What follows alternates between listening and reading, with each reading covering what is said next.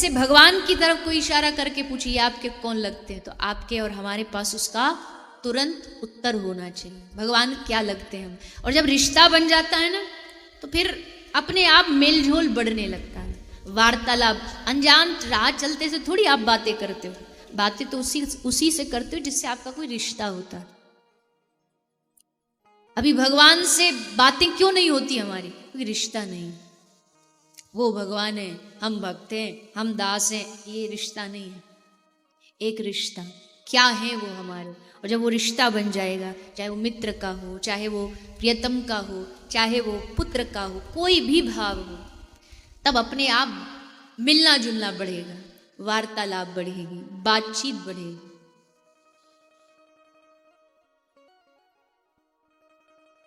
आजकल एक महाराज जी भी एक दिन बात कर रहे थे, चर्चा कर रहे थे, आजकल एक बड़ा ट्रेंड चला हुआ है, छोटे छोटे लड्डू गोपाल जी होते हैं, सब उनको अपने हाथ में लेकर के सब स्थान पर जाते हैं।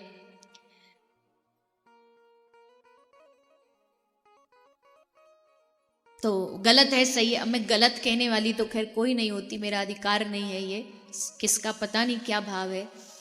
इसमें दो भाव हैं।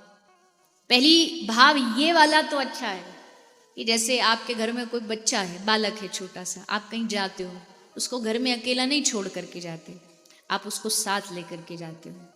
लेकिन जहाँ लेकर के जाते हो फिर उसकी व्यवस्था भी रखते हो, समय पे दूध पिलाना, समय पर उसको सुलाना, ये सब भी ध्यान रखते हो।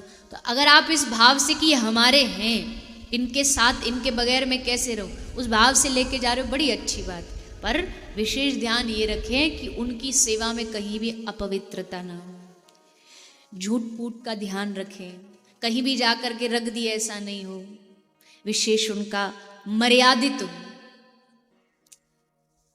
हाँ, कोई बहुत ही ऊंची दशा में पहुंच गया तो अलग बात है। अब जैसे शबरी मैया, अब झूठे बेर भी खिला दिए तो भी कोई पाप नहीं लगा। अब ऐसी दशा तो मुझे नहीं लगता हमारी अभी आई है।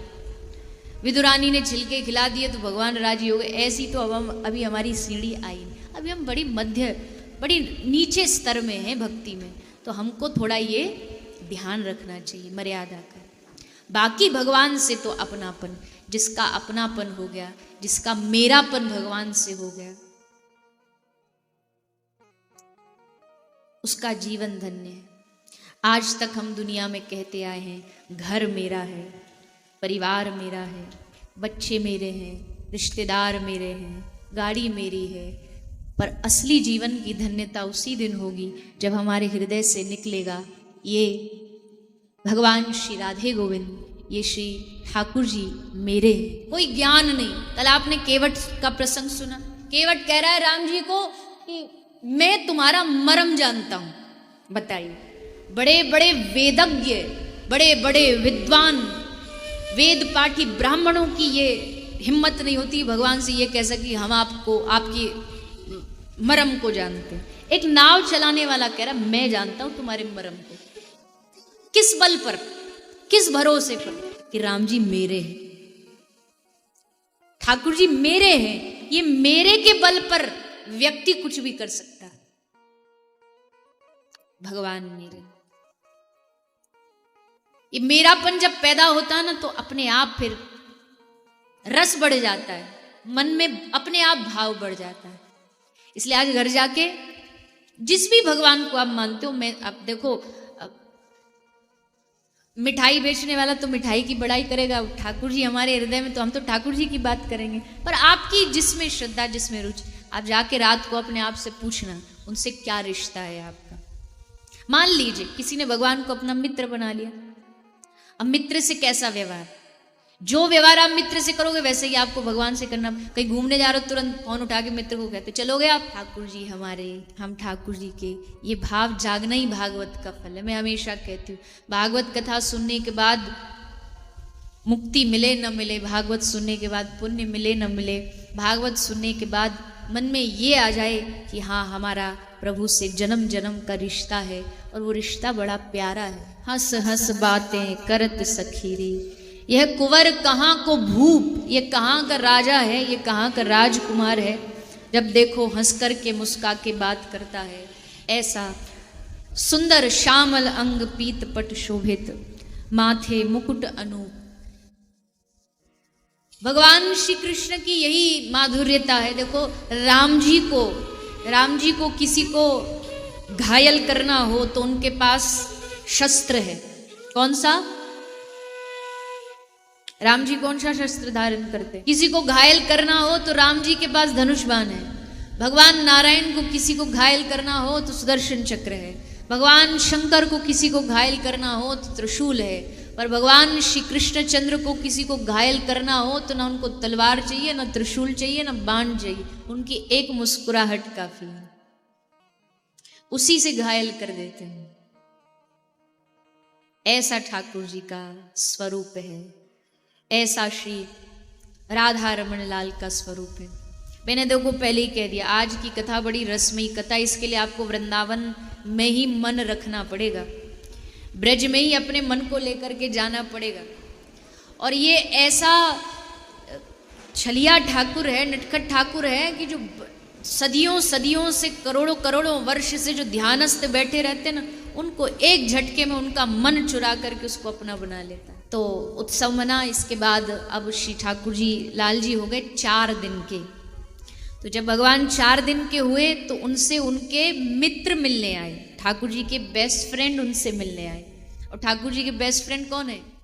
भगवान श्री कृष्ण के पक्के वाले अगर कोई यार है, सखा है, तो भगवान भोलेनाथ जी, परम सखा। हरि और हर, इन दोनों की मैत्री बड़ी पक्की वाली है। ऐसा कोई अवतार नहीं कि भगवान प्रकट हो और भोलेनाथ जी दर्शन के लिए ना पधारे, और ऐसा भी कोई अवतार नहीं कि ये आए और इनको आसानी से दर्शन हो जाए, ऐसा भी संभव नहीं।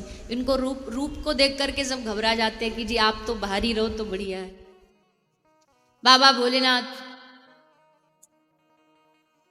अपना वही अद्भुत औघड़ रूप, जटा मुंड माला, शरीर पर भस्म लगा करके वहां कैलाश से जा रहे थे, निकल रहे थे। जैसे कैलाश से निकल रहे थे तो माता पार्वती जी ने रोक दिया, टोक दिया, अरे स्वामी कहाँ जा रहे हो? तो भोलेनाथ जी ने कहा कि हम भगवान का दर्शन करने जा रहे। तुमने सुना नहीं, प्रभु प्रगटे ब्रज में, बाल रूप में उनका दर्शन करने जा रहे।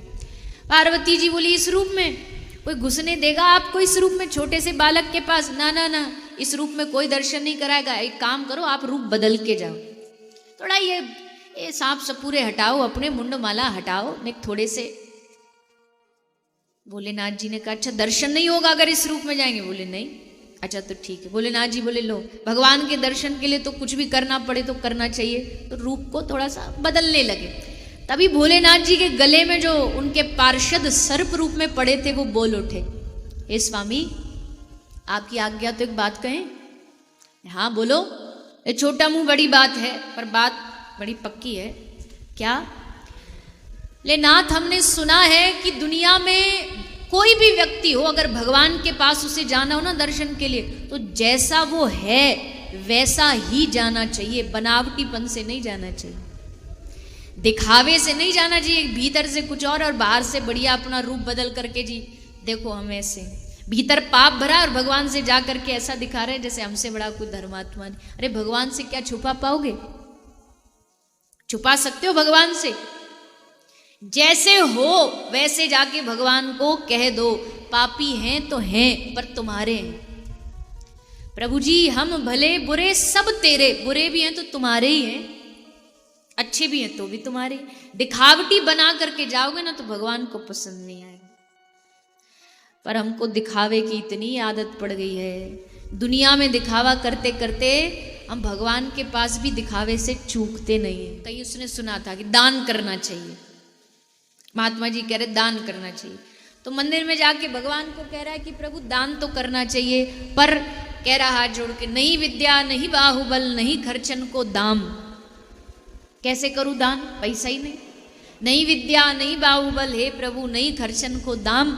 उसका पड़ोसी वही खड़ा था, वो जानता था उसकी सारी हिस्ट्री। बोला 50 लाख है बैंक में, सो नहीं जानत राम। भगवान को ठगने आया है, भगवान को ठगेगा?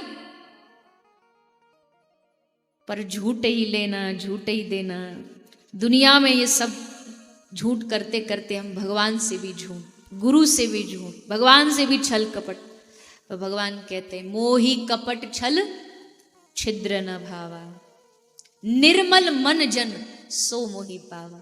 निर्मल मन का मतलब यह है कि हाँ प्रभु गलतियां हैं, करेंगे, आपके बालक हैं, गलतियां तो होंगी ही होंगी, पर जो हमको गलतियों से स्वीकार कर ले वही तो परमात्मा है। तो सांप सर्प जब बोले भोलेनाथ जी से बात, तो भोलेनाथ जी बोले वारे तूने तो हमारी एकदम तीसरी आंख खोल दी। सही तो कह रहा है, भगवान के पास जैसे वैसे जाएंगे, जिसको दर्शन कराना कराओ, नहीं कराना तो वापस आ जाएंगे। तुरंत प्रोग्राम कैंसिल, फिर से अपने वही मुंडमाला पहनी, सर्प गले में धारण किए और बाबा भोलेनाथ चल पड़े प्रभु का दर्शन करने ब्रजधाम। मैया के दरवाजे आए और जोर से आवाज लगाई, मैया अलख निरंजन अलख निरंजन। मैया साधु सेवी थी। घर में कोई साधु आए, घर में कोई संत आए, तुम्हारे घर में भले 10 नौकर चाकर हो, पर ध्यान रखना साधु की सेवा अपने हाथ से करना। साधु की सेवा अपने हाथ से, वहां नौकर जाकर को मत दे दिया करो, लो जाओ पानी दे दो महाराज जी, भोजन बना दो महाराज जी, नहीं। वो करेगा तो उसको फल प्राप्त होगा, अपने हाथों से करे। साधु सेवा अपने हाथों से, भगवान की सेवा अपने हाथों। बोले क्यों, ऐसा क्यों? बोले पंडित जी संकल्प से दे देंगे हम, तो भोजन भी पंडित जी कर लेंगे, तुम्हारा संकल्प से पेट भर जाएगा। नहीं होता ना ऐसा। भोजन और भजन ये अपना है, इसमें किसी का कोई बंटवारा नहीं, कोई बंटवारा नहीं। लेकिन यशोदा मैया ने जब सुना दरवाजे पर एक साधु आया है, मैया दौड़ के स्वयं आई अपने हाथ से सेवा करने। पर जैसे बाहर आई देखा क्या, अरे राम राम राम, ये कैसा बाबा जी, मुंड सर्प बिच्छू, सर्प गले में लटके भये, बड़ी बड़ी लंबी लंबी जटाएं। घबरा गई मैया एकदम देख करके, दूर से ही प्रणाम की, बाबा जी दंडोत, बाबा कछु दूध लाऊं, कछु भोजन लाऊं, कछु रुपया पैसा लोगे, कछु कपड़ा लत्ता लोगे, कछु गहना लोगे। बाबा बोले मैया तो को मेरे रूप को देख के लग रही है मोको सोने चांदी गहने की जरूरत है, मैं भस्म लपेटने वालों बाबा जी, मोको कहाँ सोनो चांदी चाहिए। तो फिर बाबा कहाँ चाहिए? ले मैया मैं बड़ी कीमती चीज मांगने आया हूँ। हाँ हाँ बाबा बोलो, आप जो कहोगे सो करूंगी। मैया मैं हिमालय की गुफा ते आया हूं, मेरे गुरुजी ने कही कि बेटा यशोदा के घर परम पिता परमात्मा जगदीश जगदाधार भगवान का प्रागट्य हुआ, तो मैं उनके दर्शन करने आया हूं, अपने लाला के मुंह को दर्शन करा दे।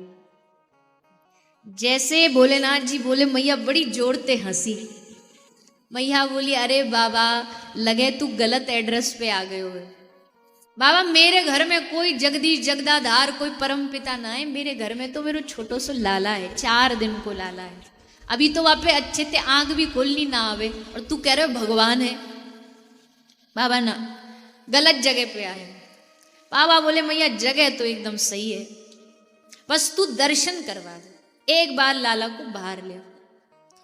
मैया बोली ना ना ना बाबा कोई प्रश्न ही ना उठ सके, तेरे रूप को देख बाबा, तेरे गले में इतने सांप सपूरे पड़े, मैं अपने लाला को लेके आई और एक आध सांप तोपे थे उतर के मेरे छोरा पे चढ़ गए, तो ना मैं नहीं दर्शन कराऊंगी। बाबा बोले देख मैया दर्शन तो करवाने पड़ेंगे, तू हमको जाने नहीं है, शंभो है। एक बार ठान ली ना योगी की हट, योगी हट पर आ जाए तो कोई उसे बदल नहीं सकता, एक बार ठान ली तो ठान। मैया यशोदा बोली बाबा तू मोए भी ना जाने, मैं ब्रज की डोकरी हूं, मैं भी हारने वाली ना हूं, कछु है जाए दर्शन नहीं कराऊंगी। बाबा बोले हम तेरे आंगन में धूनी रमा के बैठ जाएंगे, अपना त्रिशूल गाड़ के बैठ जाएंगे, जब तक दर्शन नहीं कराएगी हिलेंगे नहीं आते। कब तक नहीं कराएगी? तो खेलते खेलते खुद ही बाहर आ जाएगा, तब हम दर्शन कर लेंगे। मैया बोली बाबा मेरे घर में 90 दरवाजे हैं, काई भी दरवाजे ते बाहर ले आऊंगी, पर जहां दरवाजे पे तू बैठे होगा ना वहां ते बाहर नहीं निकलन दूंगी। मैया बोली अच्छा, बाबा बोले अच्छा ठीक है, बड़ो होगो छोरा जब ब्याह तो करेगी वहां को, तो ब्याह वो जब शादी में वो घोड़ा पे निकलता ना वो जुलूस, तो बोले जुलूस मतलब वही। तो बोले छोरा को घोड़ा पे बिठा के निकालेगी ना तब दर्शन कर लूंगा। मैया बोली छोरा को क्वारो रख लूंगी, ब्याह नहीं करवाऊंगी, पर तो दर्शन नहीं करवाऊंगी बाबा, सीधा हाई कमान से। तो मन ही मन से भोलेनाथ जी ने बात की लाल जी से, वाह बड़े गजब के मित्र हो आप, हम इतनी दूर से तुमसे मिलने आए और तुम वहां भीतर छुपे बैठे हो, हम इतनी दूर से अन्य बाहर आ जाओ, बाहर निकल आओ दरवाजे से। ठाकुर जी बोले देखो आप आए हो गलत समय पर, अब हम 4 दिन के बच्चा कैसे बाहर आ जाए, ना तो हम चल सकते हैं ना हम बोल सकते हैं कि मैया हमें बाहर ले जाओ, नहीं हमें बड़े हैजान देते तब आ जाते, तो हम ठुमक ठुमक भागते भागते खुद ही बाहर आ जाते। अब प्रभु अब देखो अब तो आ गए, आशा मत तोड़ो, कुछ भी करो, अरे कोई नाटक ही कर दो, आप तो वैसे भी नाटक करने में नंबर 1 हो, कोई लीला कर दो, आप तो लीलाधारी हो। ठाकुर जी सोचे क्या करें ऐसा, क्या करें, एक ही चीज आती है हमको, ना कोई हमको चलना आता ना बोलना आता, बच्चा क्या कर सकता है, वो रोना आता है। भोलेनाथ जी बोले तो वो ही कर दो, क्या पता काम बन जाए। और तब मित्र से मिलने के लिए भगवान बालकृष्ण ने जोर जोर से रोना शुरू किया, खूब रो रहे हैं। और रो भी कैसे रहे, देखो बच्चे का रोना 2 तरह का, एक रोना तो होता है जब वो दिल से रोता है, एक नाटक वाला रोना होता है। नाटक वाले रोने वो बड़े लय से रोता है, वो बड़ी ताल से रोता है, मतलब नाटक कर रहा है, इसको कुछ चाहिए इसलिए वो नाटक कर रहा है। तो ऐसे ही ठाकुर जी रो रहे हैं। अब जब जोर जोर से रो रहे हैं तो एक आध आस पड़ोस की गोपी इकट्ठा हो गई, अरे मैया कैसे छोरा रुआ रखे हो। मैया बोली सखी पतो ना बड़ी जोर जोर ते बड़ी देर ते रो रहे हो, तो आपको दूध पिवा दे, बोले पिवा दियो, खिलौना दे दे वो भी दे दियो, झूला में झूला ले वो भी झूला लियो। तो अब कैसे चुप होए गो, ये कौन सी बीमारी है। गोपी बोली मैया बीमारी ना है, मोए पतो चल गई कौन सी बीमारी है। मैया बोली कौन सी बीमारी है। मैया तेरे छोरा को लग गई है नजर, देख इतना सुंदर है, सबरी दुनिया भर की कौन कौन गोपी आई आके उत्सव में, पतो ना कौन सी गोपी नजर लगा गई, तो नजर उतार। मैया बोली हमको तो आवे नहीं है कछु नजर उतारनी। गोपी बोली मैं बताऊं, जा राई नोन लेके आ, नमक लाल मिर्च राई नोन सो वही लेके मैया ने हाथ में लाला की नजर उतारी। आय की बलाय की आड़ोसन की पाड़ोसन की भूतनी पिशाचनी सब उतर जा, नजर उतारी। सो अब तो ठाकुर जी और डबल रोन लगे। मैया बोली तू तो कह रही गोपी नजर उतारवे तो चुप है जाएगो, ये तो रो रहे हो और जोर जोरते। तो गोपी बोली मैया अब मोको असली बीमारी समझ आ गई। अब कहाँ समझ आ गयो, मैया नजर नहीं लगी, तेरे छोरा पे कोई बहुत बड़ी भूतनी को सायो है, कोई भूतनी चढ़ गई है, वाकू उतारनो पड़ेगा। मैया बोली अब नजर तो उतार दी जैसे तैसे, पर भूत नाम है मोकू उतारने। गोपी बोली ना चिंता ना करो, मैं काई को लेके आऊं जो भूत उतारनो जानतो हो, जल्दी जा गोपी लेके आ। गोपी गई और जैसे बाहर आंगन में पहुंची तो देखी एक त्रिशूल गाढ़े बड़ा योगी बैठा। गोपी को लगा देखने में कि हाँ कुछ तंत्र मंत्र जानकार सा लग रहा है। गोपी बोली बाबा ओ बाबा सुनो, तुमको भूत उतारने आवे हैं का। भोलेनाथ जी बोले किसको चढ़े उस पर डिपेंड करता है। हमारे लाल जी पे चढ़ गए हैं, हमारे लाला पे चढ़ गए और कोई भूत उतारवे वारो चाहिए, तुम उतार सको का, तुम पे आवे।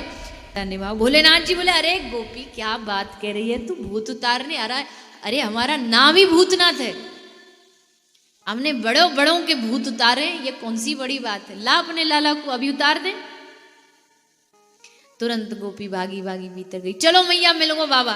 लो कौन बाबा, बाहर ही बैठो कहीं ढूंढनो भी ना पड़ो। भैया बोली खबरदार वह को नाम लियो तो, मैं तो बातें कह के आई हूं बाबा, कछु है जाए तो दर्शन नहीं कराऊंगी, मेरी तो इज्जत खराब हो जाएगी, मेरी तो वचन खराब हो जाएगा। गोपी बोली मैया इज्जत ज्यादा प्यारी है लाला ज्यादा प्यारो, बताओ कितनी देर ते रो रहे हो, ने दया करो यहाँ पे, छोड़ो अपनी, चलो लेकर के चलो। यशोदा मैया लाल जी को गोदी में रख करके एक कपड़ा ढक करके डरती डरती भयभीत होती होती भोलेनाथ जी के पास पहुंची। जैसे भोलेनाथ जी के समक्ष श्री नंदलाल पहुंचे, श्याम सुंदर पहुंचे, भोलेनाथ जी ने लाल जी को देखा, लाल जी ने भगवान श्री भोलेनाथ जी को देखा। दोनों को देखते ही लाल जी की आंखों के अश्रु अपने आप बंद हो गए। भोलेनाथ जी को देख करके श्री श्याम सुंदर मुस्कुराने लगे, हंसने लगे।